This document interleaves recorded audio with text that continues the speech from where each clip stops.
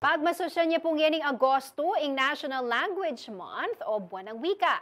Makasentro ya iti king aman wandang pambansang wika Filipino ating pamanyubong kanini. Mupin, para king direktor na ning Center for Kapampangan Studies, King Holy Angel University ay Robbie Tantingco, aliwang mo ing wikang Filipino ing dapat pagselebran. Maulagaya mo naman kanong midinan pansin ang pong pagselebran ing kakatamong amanong siswan. Kaugnay na nini, amuyuta na lang Tantingco ring hanggang eskwela king Pampanga, amidaon niya iliwang aktibidad.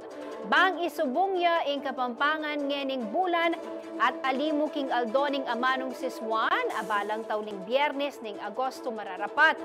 Agkatan nala naman ding eskwela, kareng dating balening Pampanga, makanta mo naman inggawan, para king kapakanan daring estudyante rang manyalitang Kapampangan.